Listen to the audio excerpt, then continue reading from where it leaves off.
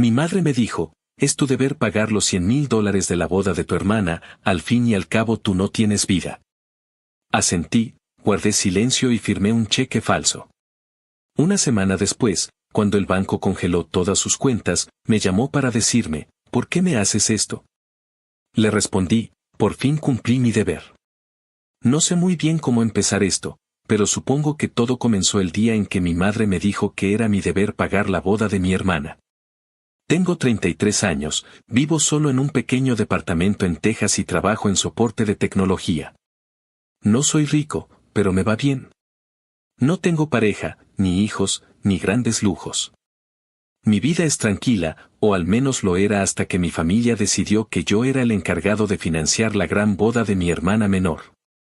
Ella tiene 29, está comprometida con un tipo que trabaja en finanzas, y mi madre está convencida de que merece una boda de cuento.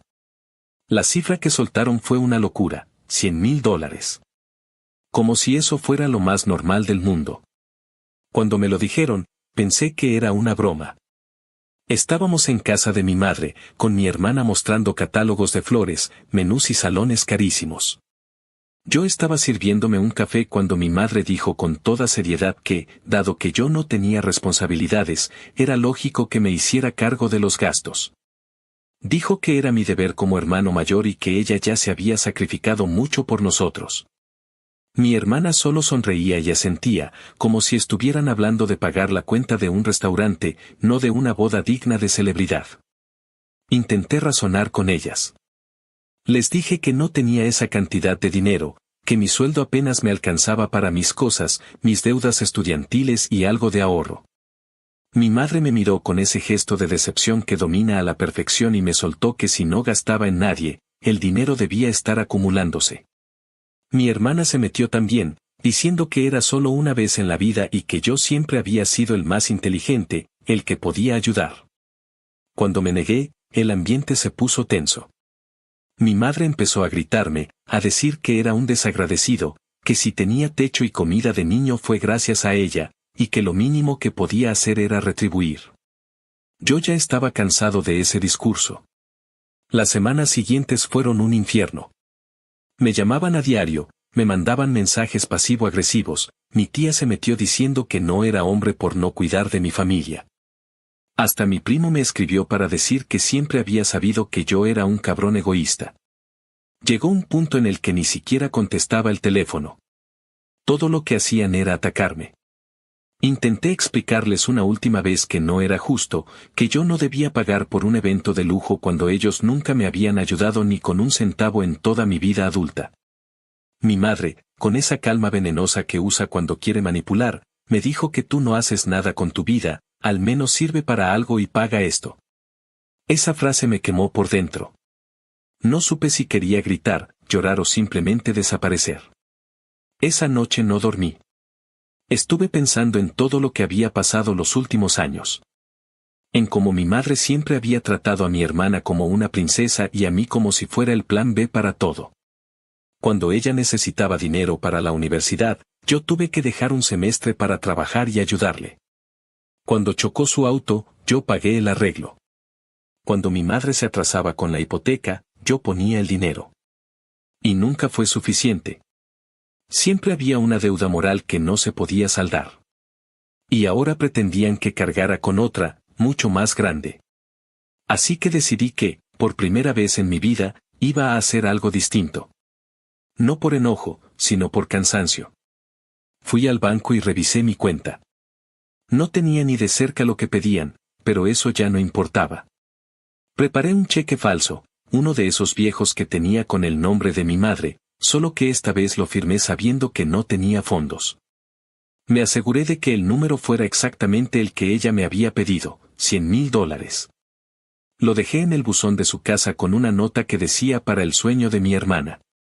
Sabía que lo llevaría al banco sin pensarlo. Una semana después, el teléfono sonó. Era mi madre, histérica. Apenas pude entender lo que decía. El banco había congelado todas sus cuentas. Decía que la estaban investigando, que no podía retirar dinero, que todo estaba bloqueado. Yo solo escuchaba en silencio. Me preguntó qué había hecho, porque la estaba castigando de esa manera. Me dijo que la había traicionado, que después de todo lo que había hecho por mí no merecía eso. Le respondí tranquilo, sin gritarle, sin llorar, sin disculparme. Solo le dije, por fin cumplí mi deber, ma. Te enseñé a no depender de mí. Colgué el teléfono y me quedé mirando la pantalla un rato, esperando sentirme mal, pero no pasó. Sentí una calma que no recordaba desde hacía años. Por primera vez, no tenía miedo de lo que viniera después. Tal vez había cruzado una línea, pero también sabía que no podía seguir viviendo atado a una familia que me veía como su cajero. Fue una decisión fría, lo sé, pero no me arrepentí ni un segundo. Porque ese día, por fin, hice algo por mí. Actualización 1. Han pasado 3 días desde que todo explotó y honestamente sigo procesando lo que ocurrió. Pensé que después de colgarle el teléfono a mi madre todo quedaría en silencio, que simplemente me borrarían de la familia por completo y cada quien seguiría con su vida, pero no fue así. Apenas al día siguiente empezaron las llamadas, los mensajes, los reclamos y el drama en su máxima expresión. Parecía que todos se hubieran puesto de acuerdo para volcar su frustración sobre mí. La primera en escribir fue mi hermana. Me mandó un mensaje larguísimo, lleno de insultos y frases melodramáticas, diciendo que le había arruinado la vida. Decía que su boda estaba cancelada, que su prometido estaba furioso porque su familia se veía ahora como una panda de delincuentes y que todo el mundo la estaba señalando. Lo que más me llamó la atención fue la manera en que hablaba, como si yo le hubiera hecho algo a propósito solo por maldad, como si no hubiera una historia entera detrás de todo esto. En su cabeza, lo único que existía era el hecho de que ya no habría boda de ensueño, como si eso fuera la tragedia más grande del mundo. Intenté mantener la calma y no responder de inmediato, pero después de leer varios mensajes donde me llamaba basura humana y fracasado rencoroso, terminé contestando. Le escribí que no había hecho nada ilegal, que su problema era con mamá y no conmigo, y que tal vez era momento de que ambas se hicieran cargo de sus decisiones. Le dije también que no podía seguir siendo el que resuelve todo con dinero. No me respondió. Solo puso una historia en Instagram con una frase tipo "la familia puede ser tu peor enemigo" y una foto llorando. Fue patético, pero también me dejó claro que para ella esto no era una crisis familiar, era una oportunidad para hacerse la víctima. Más tarde me llamó mi tío, el hermano de mi madre. Apenas escuché su voz supe que iba a hacer otra ronda de regaños. Me dijo que me había pasado de la raya, que eso no se le hacía a una madre, que por más defectos que tenga, sigue siendo tu sangre. Le pregunté si sabía lo que había pasado realmente, si tenía idea de cuántas veces había tenido que sacar a mi madre de apuros económicos, pagarle cuentas o cubrirle cheques rebotados. Se quedó callado un segundo y luego cambió de tema, diciendo que no era el momento de hablar de eso, que la familia estaba destrozada y que lo que importaba era arreglarlo. Me dio risa, porque esa palabra, arreglarlo, en boca de mi familia siempre significa que yo tengo que poner dinero. Le dije que no había nada que arreglar y colgué. Ese día también me escribió mi primo, el hijo del mismo tío. Él fue el único que no me habló como si fuera un monstruo. Me dijo que entendía por qué lo había hecho, que llevaba años viendo cómo me exprimían y que, aunque lo mío fue extremo, alguien tenía que poner un alto. Me sentí un poco menos solo al leer eso. Fue la primera persona que no intentó hacerme sentir culpable. Me confesó incluso que su mamá le había dicho que no se metiera porque es asunto de ellos, lo que me confirmó que todos sabían lo que pasaba, pero nadie había tenido el valor de decirle a mi madre que estaba abusando. Los días siguientes fueron una mezcla de culpa, alivio y cansancio. Mi teléfono no paraba de sonar, y cada vez que veía el nombre de mi madre o mi hermana, me subía la presión. Terminé bloqueándolas a las 2. También bloqueé a varios familiares que se pusieron del lado de ellas. Algunos me dejaron mensajes de voz largos, llorando o gritando, diciéndome que había roto la familia, que cómo podía ser tan cruel, que el dinero va y viene, pero la sangre es para siempre. Me daban ganas de contestarles que, para ellos, la sangre solo servía cuando era la mía la que pagaba sus caprichos. Empecé a notar un patrón, nadie quería hablar de lo que realmente había pasado, de los años de abuso económico y emocional. Todos querían concentrarse solo en el último acto, como si ese fuera el único que contaba. Me veían como el villano porque era más fácil culpar al que finalmente dijo basta. Nadie mencionaba que mi madre había llegado a pedirme dinero incluso cuando yo estaba sin empleo, que me hacía sentir culpable por cada cosa que compraba para mí. Que decía frases como tú no sabes lo que es sacrificarse mientras yo trabajaba 12 horas al día. Una noche, mientras revisaba mis correos del trabajo, recibí uno de un número desconocido. Era un correo de mi hermana con el asunto mírate en el espejo. Adentro había un párrafo lleno de veneno, diciéndome que papá estaría avergonzado de mí si estuviera vivo, que yo era la razón por la que mamá estaba enferma del estrés, que nunca más quería volver a saber de mí. Me quedé mirando la pantalla sin saber si reír o llorar. No respondí. Lo borré y me fui a dormir, aunque dormir es un decir. Apenas pude cerrar los ojos. A la mañana siguiente, revisé mis redes. Mamá había cambiado su foto de perfil a una cita religiosa y un texto que decía Dios me protegerá de la traición de los que más amo. Había decenas de comentarios de tías, primos lejanos y vecinas dándole ánimos, todos diciendo cosas como eres una madre fuerte o el karma se encargará de los ingratos. Me dolió más de lo que esperaba, no porque me importara lo que pensaran, sino porque confirmaba que en su cabeza yo era un enemigo, no un hijo. Decidí borrar mis redes por un tiempo. Quería silencio. Me di cuenta de que toda mi vida había estado girando en torno a lo que mi familia pensara de mí. Cada logro, cada decisión, cada centavo gastado tenía que pasar por su aprobación, y cuando no lo hacía, me castigaban con culpa. Ahora, por primera vez, podía desconectarme de todo eso. Esa noche apagué el teléfono, cerré el portátil y me serví una cerveza. Sentado en el sofá, sin notificaciones ni llamadas, sentí una paz que no recordaba haber sentido nunca. No voy a mentir, hay momentos en los que la culpa se asoma. Me pregunto si de verdad fui demasiado lejos, si congelarle las cuentas fue algo cruel o innecesario. Pero luego recuerdo cómo me habló esa última vez, cuando me dijo que era mi deber servirle. Recuerdo todas las veces que me hizo sentir que valía menos por no tener una familia, por no casarme, por no vivir como ella quería. Recuerdo los años que pasé tratando de ganarme su aprobación sin importar cuánto me esforzara. Y entonces la culpa se apaga. No sé qué pasará después. Supongo que seguirán hablando mal de mí, inventando historias para justificarse. Tal vez un día todo se calme, o tal vez no. Pero algo cambió dentro de mí. Ya no siento la obligación de arreglar nada. Ya no me siento responsable de los errores de los demás. Si algo aprendí de todo esto es que el amor familiar no puede depender del dinero, y que cuando te das cuenta de que para algunos solo vales por lo que puedes darles, es mejor cortar por lo sano, aunque duela. Mi madre y mi hermana pueden decir lo que quieran, pero esa noche dormí como un bebé. No por orgullo, ni por sentirme vengado, sino porque por fin entendí que no tenía que seguir siendo el soporte emocional y financiero de nadie. Por fin entendí que poner límites no te convierte en un monstruo. Te convierte en alguien libre. Actualización 2. Ha pasado un mes desde que todo se vino abajo y, aunque ya no hay llamadas ni mensajes directos, la situación sigue siendo un desastre del que se sigue hablando en toda la familia. Me enteré por un primo que mi hermana se mudó con una amiga porque su prometido terminó con ella poco después de que el banco congelara las cuentas de mamá.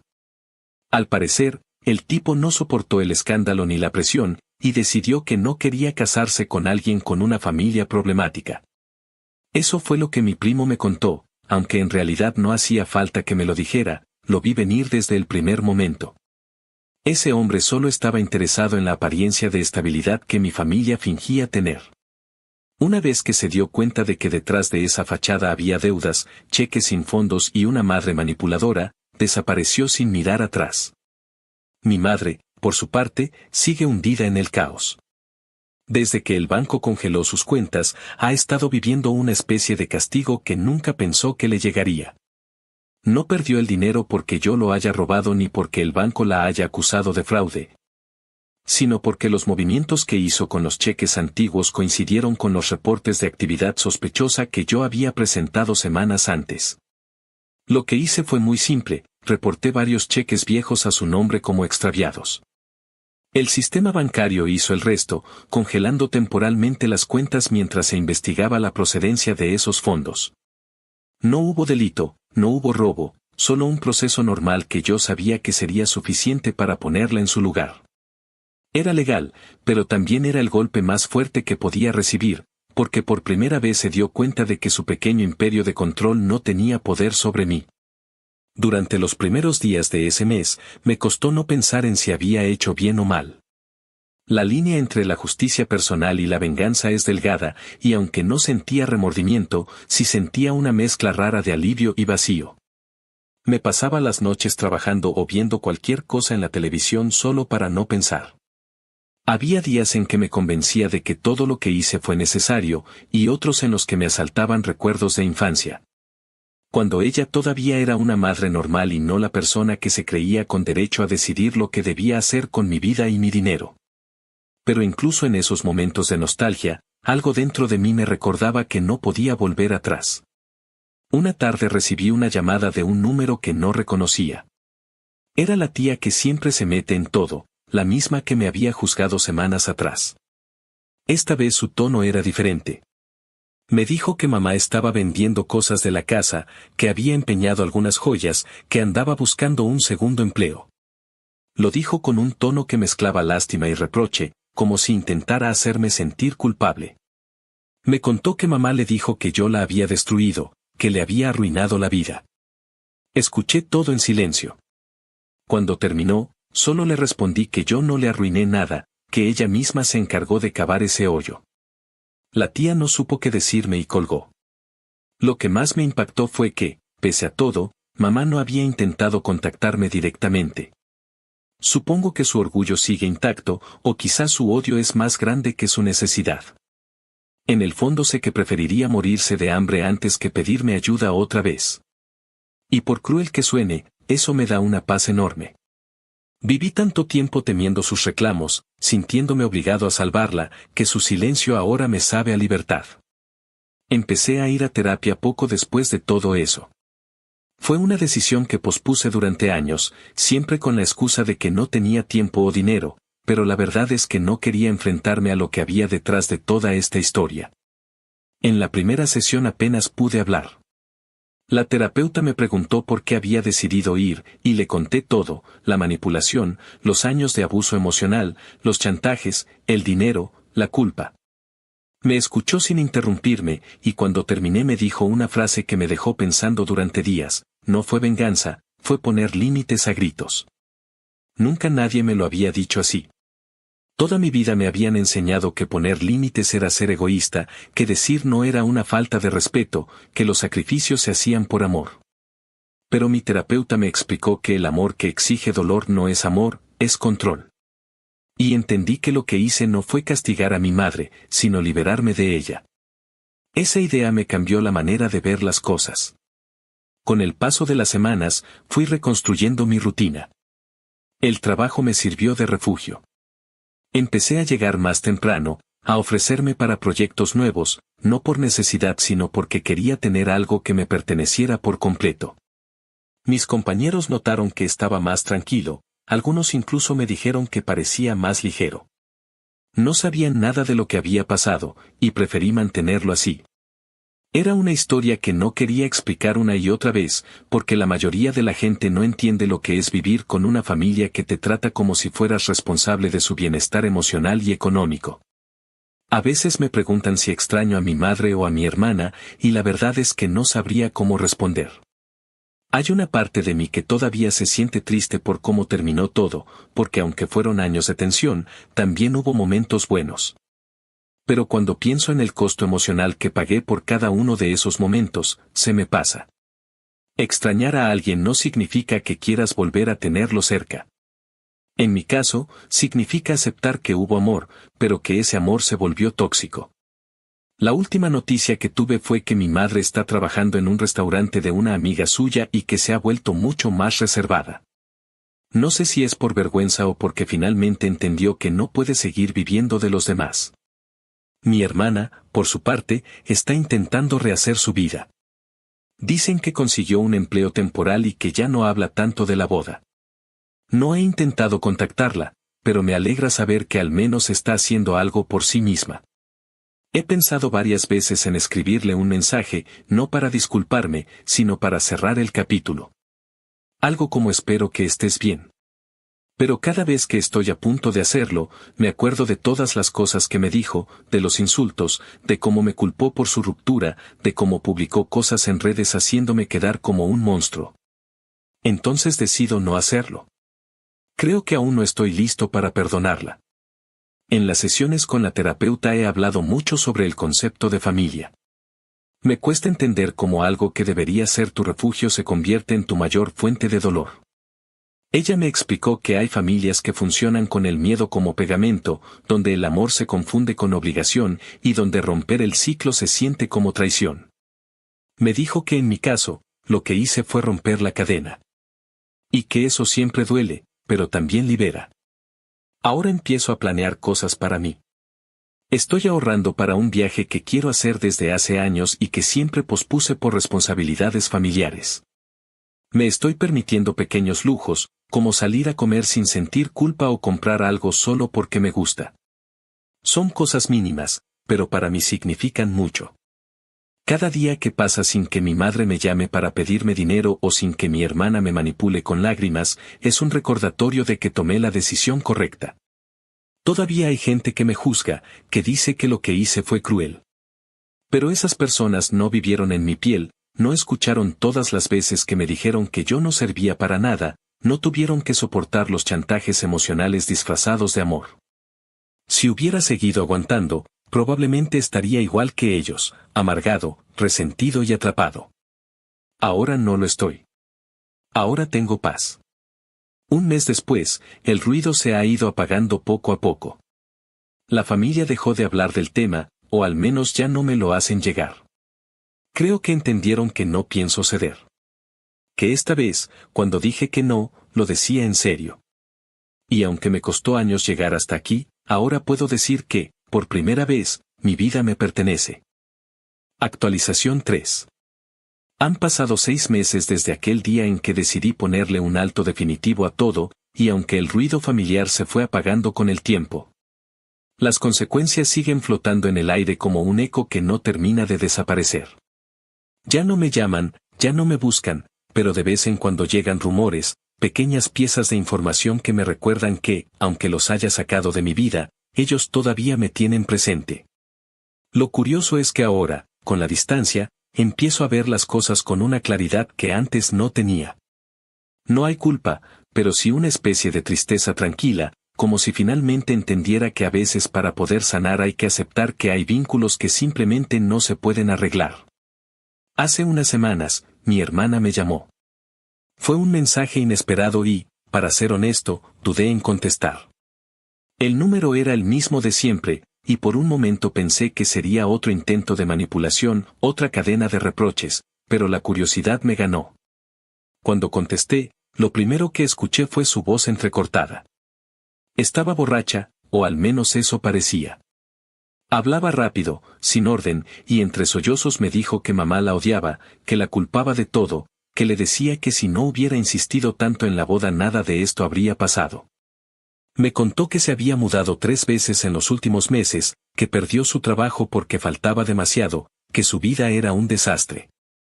Dijo que no llamaba para pedirme dinero ni ayuda, solo quería hablar con alguien que la entendiera.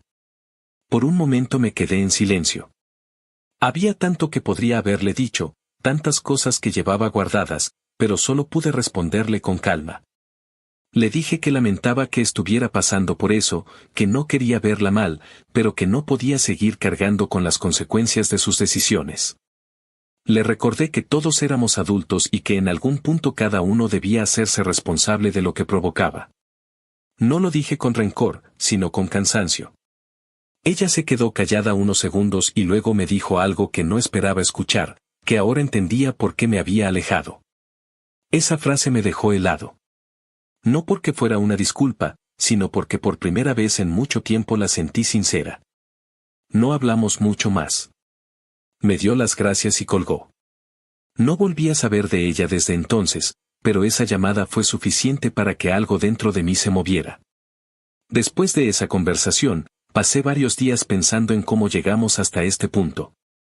Durante años creí que mi hermana era solo una extensión de mi madre, una versión más joven del mismo egoísmo, pero ahora empiezo a pensar que ella fue tanto víctima como cómplice.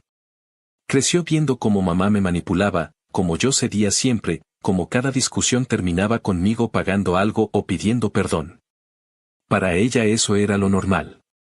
Era el ejemplo que tenía de cómo funcionaba el amor en nuestra familia, uno da y el otro exige. No la justifico, pero al menos entiendo que no nació siendo así, la formaron para hacerlo. La terapia me ha ayudado a ver esas cosas sin tanto odio. Al principio iba una vez por semana, pero ahora la terapeuta me dijo que podía espaciar las sesiones.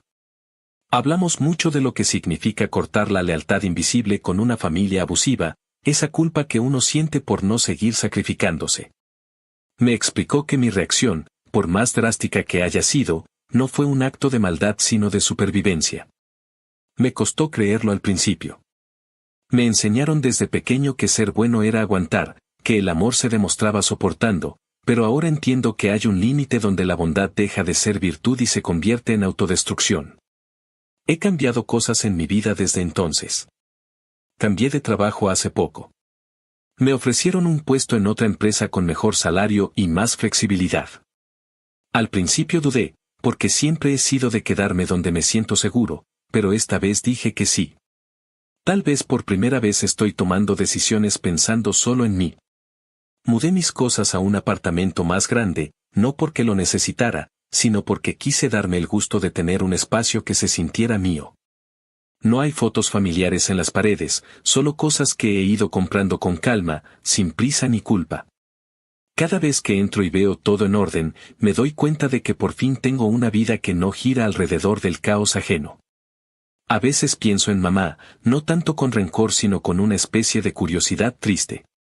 No he tenido contacto con ella desde que pasó todo, pero a través de conocidos sé que sigue viviendo en la misma casa, aunque vendió muchas de sus cosas. También supe que ha tenido problemas con algunas personas porque les debe dinero. No me sorprende. Siempre ha tenido esa habilidad de gastar más de lo que tiene. Me pregunto si en algún momento pensará en lo que hizo, si alguna vez se cuestionará cómo llegó a convertir el amor de un hijo en una fuente de ingresos. Tal vez sí, o tal vez no. Tal vez en su cabeza yo sigo siendo el traidor, el hijo ingrato que le dio la espalda. Aún así, no puedo negar que hay momentos en los que extraño tener una familia normal. Ver a mis compañeros hablar con sus padres, celebrar cumpleaños o cenas familiares me provoca una punzada que no sé describir. No porque quiera volver a lo de antes, sino porque me hubiera gustado tener algo así. Algo sano. Pero ya entendí que no se puede construir eso con las mismas personas que se empeñan en destruirte. Lo que me tocó fue aprender a ser mi propia familia, y eso no es algo que se logra de un día para otro. Hace poco mi terapeuta me dijo que la gente como yo suele pasar por una etapa de resignificación. Es cuando dejas de pelear con el pasado y simplemente lo aceptas como parte de tu historia. No lo borras, no lo justificas, solo lo entiendes y sigues adelante. Creo que estoy llegando a ese punto. Ya no me duele recordar lo que pasó, ni me enoja pensar en ellos. Simplemente es algo que ocurrió, algo que marcó un antes y un después. Y aunque a veces me pregunto si las cosas pudieron ser distintas, enseguida me respondo que no. Porque si no hubiera hecho lo que hice, seguiría atrapado. He empezado a hacer cosas que antes no me permitía.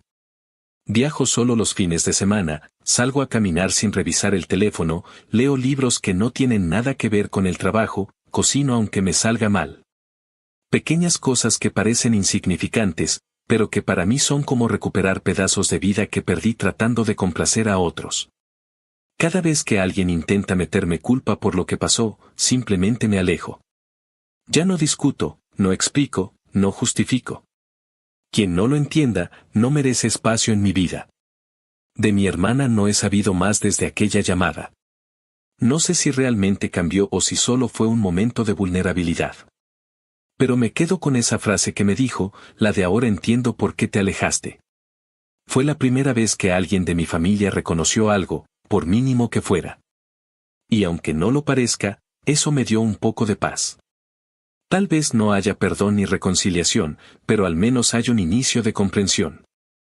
Han pasado 6 meses y, por primera vez en mucho tiempo, puedo decir que estoy bien. No feliz de una forma exagerada, pero sí tranquilo. Mi vida es mía, mi dinero es mío, mis decisiones también. Y aunque todavía me asusta lo que vendrá, sé que lo enfrentaré sin cargar con nadie más. Al final, todo lo que quise fue eso, vivir sin deberle nada a nadie, ni siquiera a la culpa. Actualización 4. Ha pasado un año desde que todo estalló, y aunque a veces me parece una vida entera, otras siento que fue ayer cuando mi madre me gritaba por teléfono que le había arruinado la vida. En este tiempo las cosas cambiaron más de lo que pensé posible, no solo para mí sino también para ellos. Yo logré cierta estabilidad, una rutina sin sobresaltos, y una calma que todavía me cuesta creer que sea real. Pero lo curioso es que justo cuando empiezo a sentir que lo he dejado atrás, el pasado encuentra alguna forma de tocar la puerta. La carta llegó hace unas semanas. No tenía remitente, pero reconocí su letra apenas la vi. No abrí el sobre enseguida. Lo dejé sobre la mesa varios días, dándole vueltas a la idea de leerla o tirarla. Parte de mí quería saber qué decía, la otra parte temía volver a caer en ese círculo de manipulación que tanto me costó romper. Al final, una noche cualquiera después del trabajo, abrí la carta. Eran 3 hojas escritas a mano, y desde la primera línea supe que no era la misma mujer que me había insultado un año atrás. Empezaba diciendo que no esperaba que la perdonara, que entendía si nunca quería volver a hablarle.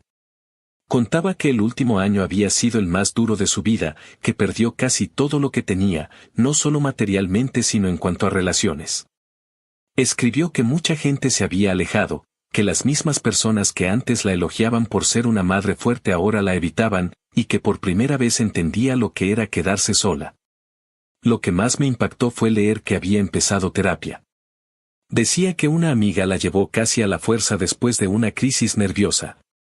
Y que poco a poco había tenido que aceptar que había usado la culpa y la manipulación como herramientas porque no sabía otra manera de sentirse útil. Afirmaba que no intentaba justificarse, solo entenderse. En una parte de la carta me escribió algo que me dolió más de lo que quisiera admitir: odio lo que hiciste, pero tal vez era lo único que podía abrirme los ojos. Esa frase me dejó congelado. Por un momento volví a sentir ese nudo en el pecho que me acompañó durante años, ese impulso de querer salvarla, de responderle, de explicarle que no la odiaba, que solo estaba cansado. Pero decidí no hacerlo. Guardé la carta y la releí varias veces en los días siguientes. No había pedido perdón de forma directa, pero en cada línea se notaba una mezcla de arrepentimiento y aceptación. Era lo más cercano a una disculpa que podía esperar de alguien como ella. También supe por un primo que mamá está viviendo con una tía en otro estado, trabajando en un restaurante pequeño. Me dijeron que no habla mucho del pasado, que parece más tranquila, incluso amable. No sé si creerlo, pero me gusta pensar que es verdad. A veces pienso que, de alguna manera retorcida, ambos necesitábamos ese quiebre para entendernos. Ella necesitaba tocar fondo para dejar de buscar control en todo, y yo necesitaba soltarla para poder respirar.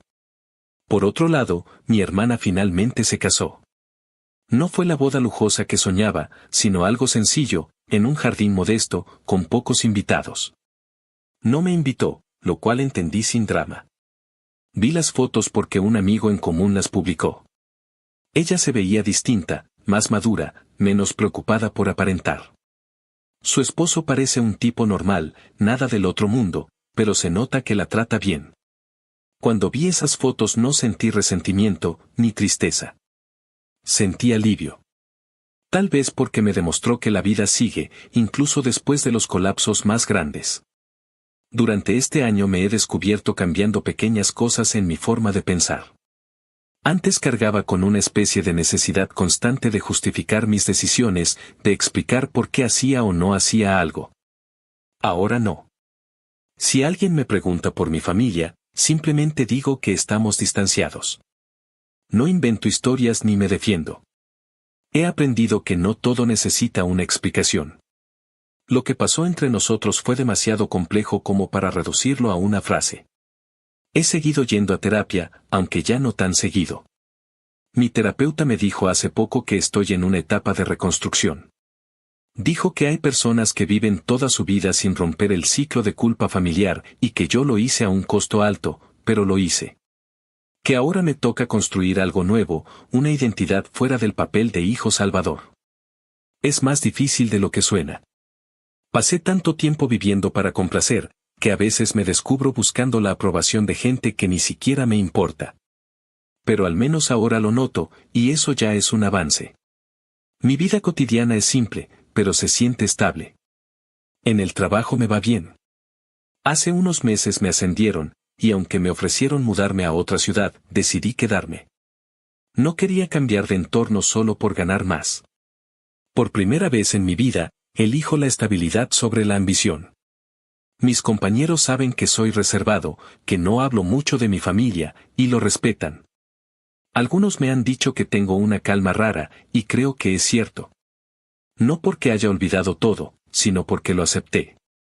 A veces, cuando llego a casa después del trabajo, me siento a leer y de pronto me acuerdo de mamá o de mi hermana. No como un recuerdo doloroso, sino como quien piensa en algo lejano que ya no lo lastima. En esas noches me doy cuenta de que ya no guardo odio. Si algo queda, es una especie de gratitud extraña por todo lo que aprendí. Aprendí que amar no significa soportar, que la familia no te da derecho a destruir a otro, y que decir basta también es una forma de amor, aunque nadie te lo aplauda. Una de las cosas que más me marcó fue leer en la carta de mamá que había comprendido lo que hice. No dijo que lo perdonaba ni que lo aprobaba, pero entenderlo ya era mucho más de lo que yo esperaba. En cierto modo, me quitó un peso enorme de encima. Pasé años esperando que alguien de mi familia me dijera que no estaba loco, que no era un monstruo. Y aunque vino tarde, esa pequeña validación bastó. Hace poco pensé en responderle. Escribí una carta, no para retomar la relación, sino para cerrar el ciclo. La tengo guardada en un cajón. No sé si la enviaré, tal vez algún día. Le agradezco por haberme dado la vida, por las cosas buenas que hizo, y le explico que no guardo rencor. También le digo que espero que sea feliz, que encuentre paz en su camino. Mientras la escribía, me di cuenta de que esa carta no era para ella, era para mí. Era la forma de decirme que todo esto, con su dolor y sus grietas, ya no me define. Supongo que eso es crecer, aceptar que a veces no hay redención ni finales perfectos, solo pequeños pasos hacia adelante. Mi madre ahora intenta reconstruir lo que queda de su vida, mi hermana tiene su propio rumbo, y yo, finalmente, tengo el mío. Ya no espero reconciliaciones ni disculpas. No necesito nada de eso. Lo que necesito, y lo que por fin tengo, es la tranquilidad de saber que sobreviví a todo sin convertirme en una versión más de ellos. Y cada vez que pienso en esa frase que me escribió, tal vez era lo único que podía abrirme los ojos, entiendo que al final los dos aprendimos algo, aunque haya sido a la fuerza. Tal vez eso sea lo más parecido al perdón que podamos darnos. Actualización final. Han pasado 2 años desde todo lo ocurrido y, aunque la vida se ha calmado en la superficie, a veces me descubro pensando en lo rápido que cambian las cosas cuando uno decide dejar de ser el soporte emocional de los demás. Ya no vivo con la tensión constante de esperar una llamada de mi madre o un mensaje de mi hermana pidiéndome dinero. Tampoco cargo con esa sensación de estar fallando a alguien por no hacer lo que esperan. En estos 2 años, mi mundo se redujo y, al mismo tiempo, se amplió de una forma que no hubiera imaginado. Perdí familia, sí, pero gané espacio para existir sin miedo. La llamada que marcó el final de esta historia llegó hace poco. Fue un número desconocido, aunque en el fondo supe quién era antes de contestar. Habían pasado más de 12 meses desde la última carta, y aunque alguna parte de mí pensaba que no volvería a escuchar su voz, otra lo había estado esperando en silencio. Cuando contesté, escuché su tono sereno, distinto, casi irreconocible. Me dijo que necesitaba hablar conmigo, no para reclamarme ni para hablar del pasado, sino para agradecerme. Me quedé en silencio unos segundos, intentando procesar esas palabras. Ella siguió hablando, y lo que dijo después me dejó sin respuesta. gracias por romperme, era la única forma de empezar de nuevo. No supe qué contestar. Durante un largo rato solo escuché su respiración del otro lado, ese silencio pesado que cargaba con años de cosas no dichas. Dijo que había estado yendo a terapia de forma constante, que había aprendido cosas sobre sí misma que nunca quiso ver. Me contó que había pasado por un periodo de depresión fuerte, que pensó en dejarlo todo, pero que poco a poco entendió que la vida que llevaba no podía seguir así. Me dijo que nunca se dio cuenta de lo mucho que me había usado para sostener sus frustraciones, que durante años creyó que tener el control era una forma de amor, hasta que perdió todo y entendió que solo era miedo disfrazado de autoridad. No lloré mientras hablábamos. Me limité a escucharla, porque por primera vez en mucho tiempo no sentí la necesidad de interrumpir ni de corregirla. Su voz no era la de la mujer que me exigía dinero o me manipulaba con culpa. Era la de alguien cansado, pero en paz. Hablamos largo rato, sobre cosas pequeñas. Me contó que seguía trabajando en el restaurante, que vivía en una habitación alquilada cerca del trabajo, que ya no hablaba con la mayoría de la familia porque descubrió que muchos solo estaban cerca mientras podían sacar algo. Me dijo que no esperaba que volviéramos a ser como antes, pero que quería verme al menos una vez, sin reproches, sin reclamos, solo para cerrar el ciclo. Acepté. Nos encontramos unos días después en un parque público, un lugar neutral, sin historia compartida. La reconocí de inmediato, aunque se veía más delgada, con el cabello corto y una expresión distinta. Había en su rostro algo que nunca había visto, humildad. No el tipo de humildad que se finge para manipular, sino esa que nace del cansancio real. Caminamos un poco antes de sentarnos en una banca. Al principio fue incómodo, como si cada palabra tuviera que pasar por una barrera invisible.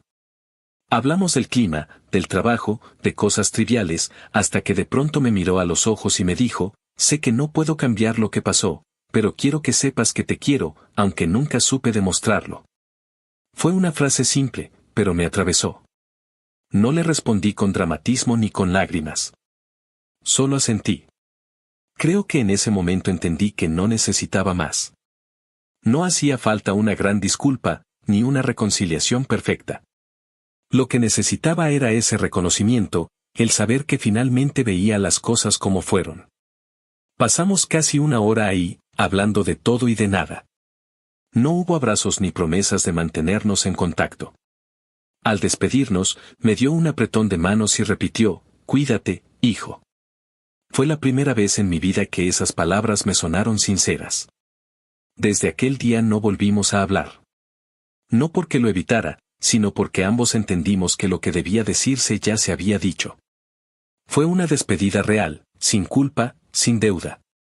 Salí de ese parque con una sensación extraña, como si hubiera soltado algo que llevaba años cargando en la espalda. Por primera vez en mucho tiempo sentí que ya no le debía nada, ni explicaciones ni castigos. No sentí odio ni lástima.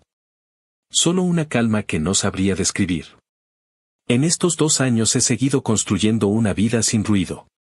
Me mudé nuevamente, ahora a un lugar más pequeño, pero más mío que nunca.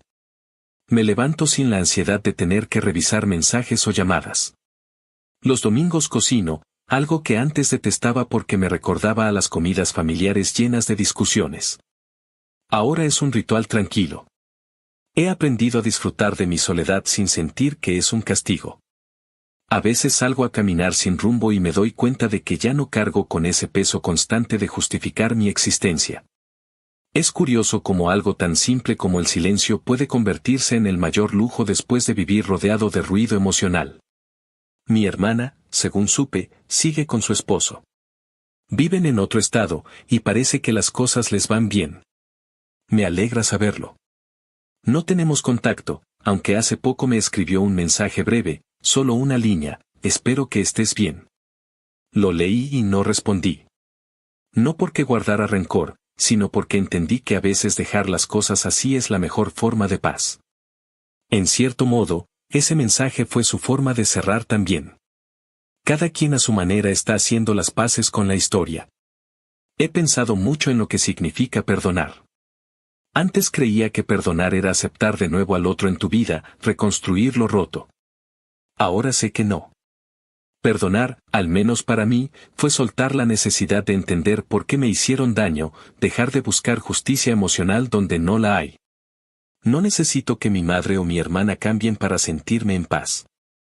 Necesito saber que yo cambié, que rompí el ciclo. Y eso ya es suficiente. Hace unos meses tuve una conversación con mi terapeuta sobre la identidad. Me dijo que durante años viví definirme a través de la culpa y la obligación. Que ahora, sin eso, estoy empezando a conocerme de verdad. Le hablé de lo extraño que se siente construir una vida sin drama, sin alguien que dependa de mí, sin el papel del salvador. Dijo que ese vacío no es soledad, es espacio. Y que el espacio, aunque al principio asusta, es lo que permite crecer. En los días en que la nostalgia me golpea, no lo niego. Hay veces en que pienso en lo diferente que pudo haber sido todo si las cosas hubieran sido más sanas, si mamá hubiera sabido amar sin control, si mi hermana hubiera aprendido a valorar sin exigir. Pero no me quedo atrapado en esos pensamientos. Aprendí que uno no puede rehacer el pasado ni arreglar a la gente que no quiere cambiar. Lo único que puede hacer es aprender, seguir caminando y no repetir la misma historia con otros. Mirando atrás, me doy cuenta de que todo ese caos fue lo que me empujó a convertirme en alguien distinto. La persona que era antes habría cedido una y otra vez, habría seguido pagando, habría callado por miedo a ser el malo. La persona que soy ahora ya no se disculpa por poner límites. Entendí que el amor propio no se demuestra con palabras bonitas ni con promesas de voy a cambiar. Se demuestra eligiéndote, incluso cuando eso signifique perder a otros. A veces la gente me pregunta si volvería a hacer lo mismo, si sabiendo cómo terminaría todo volvería a firmar ese cheque falso. Y aunque suene duro, sí, lo haría. No por venganza, sino porque ese fue el punto en que dejé de vivir en función de otros. No hay libertad sin ruptura, y a veces romper es lo único que queda. Hoy mi madre y yo existimos en paz, cada uno en su propio mundo. No hay odio, pero tampoco ilusión de algo más. Creo que eso es lo más honesto que podemos darnos. Ella vive su vida, yo la mía, y entre los dos hay un respeto silencioso que vale más que cualquier reconciliación falsa. Cuando recuerdo su voz diciéndome gracias por romperme, pienso que, al final, tal vez eso también me rompió a mí. Pero a diferencia de ella, yo decidí reconstruirme distinto.